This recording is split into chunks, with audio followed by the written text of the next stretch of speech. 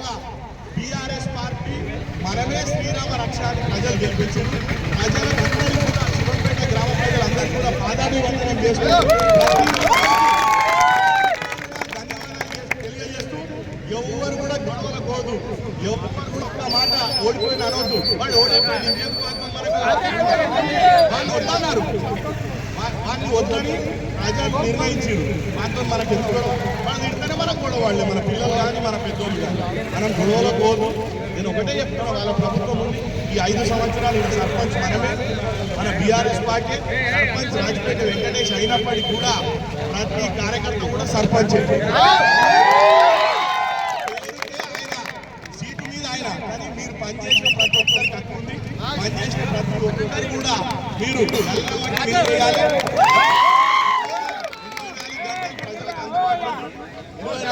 ప్రజల అందుబాటులో సర్పంచ్ కానీ ఉప సర్పంచ్ కానీ వార్డు సభ్యులు కానీ ప్రతి ఒక్కరు ప్రజల కోసం మేము పనిచేయాలి. నేను వాళ్ళ కాంగ్రెస్ పార్టీలో కూడా ఒక విన్నపం చేస్తున్నాను. మనం మీద ఊళ్ళో గెలిచిన ప్రభుత్వం మీరుంది, మేము కలిసి ముందుకొచ్చి శివంపేట అభివృద్ధికి రావాలని కోరుకుంటున్నాం. నిజమా కాదా? ఇవాళ నుంచి కొట్లాటలు లేవు. వాళ్ళలాగా మనం చిల్లర మాట్లాడద్దు, చిల్లర గొడవలొద్దు, ఎవరేమనొద్దు, గల్లీలలో ఏమనకు, ఫోన్లలో ఏమనకు, సోషల్ మీడియాలో ఏమనుకో. ప్రజలు నిర్ణయించింది, అయిపోయారు. ప్రజలు ఒకసారి గెలిపించి ఓటే ఆయుధం, ఓటుకొని వాళ్ళకు ముందు చెప్పారు. అధికారాన్ని డబ్బును అన్ని కాదని ప్రజలు మనకు ఆశీర్వదించినప్పుడే మనకు మించిన నాయకులు ఎవ్వరు లేరు. శివంపేట ఈరోజు శివంపేట ప్రజల రుణం ఎప్పటికి కూడా నేను తీర్చుకోలేదు.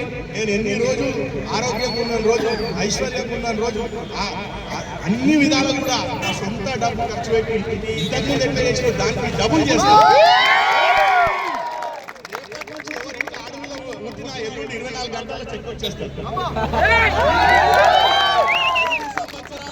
శివంపేట ఆడపిల్లలు మనం నమ్మి మనం నమ్మి గెలిపించి మనం మాట చెల్లి తప్ప మనకు అవసరం లేదు. అప్పుడు వాగ్దానాలు చేయం, అప్పుడు లెక్కలు చేయం. మనం ఏవైతే ఎన్నికల్లో ప్రచారంలో వాగ్దానాలు ఇచ్చినామో ప్రతి వాగ్దానాన్ని సర్పంచ్ రాజపేట వెంకటేశ్వర్ గారు కానీ, ఉప సర్పంచ్ ఈసు గారు మల్లేష్ గారు కానీ, వారితో పాటు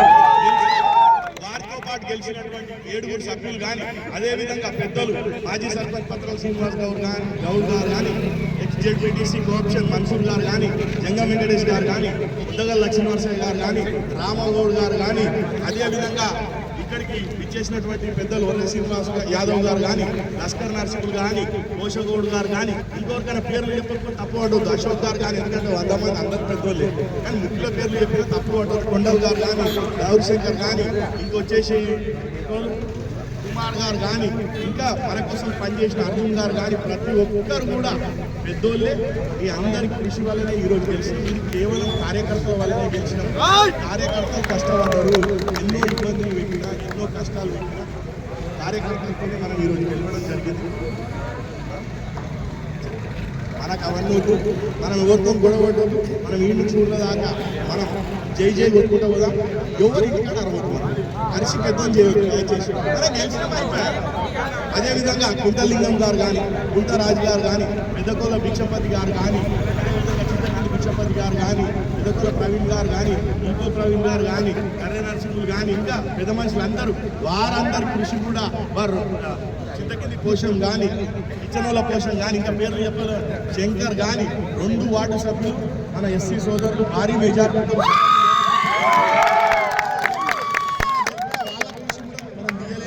వారికి కూడా భవిష్యత్తులో ఏదొచ్చినా సముచిత స్థానం కల్పిస్తాను. అందరూ అన్ని మతాలు, అన్ని వర్గాలు వాళ్ళందరూ చేయడం వల్ల ఒక కులం చేస్తే కులం అంటే కథం, కులం అంటే కథం. కులం గడప లోపలనే మాట్లాడాలి, బయటకు వస్తే కులం అనవద్దు, మనం అనాలి. ఏమనాలి? అది దృష్టిలో పెట్టుకో. కులం అన్న ఎప్పుడైనా కష్టపోతూనే ఉంటుంది. ఎవరైనా కానీ అన్ని కులాలను కలుపుకొని ఊళ్ళో మంచి జరుగుతుంది, కలిస్తే మంచి జరుగుతుంది. కాబట్టి వెంకటేశ్వర గారు కానీ, ఉప సర్పంచ్ ఈసు గారు మల్లేష్ గారు కానీ, అదేవిధంగా కానీ 2వ వార్డు నుంచి మన కోశగౌడ్ గారు ఓడిపోయినా మనకు గెలిచినట్టు, మన మెంబర్ అయింది. మనం 3వ వార్డు నుంచి పెద్దగోలు సింగ్ గారు కానీ ఎంత కష్టపడి గెలిచింది మీరు కూడా చూసింది కదా, గెలిచిందా లేదా?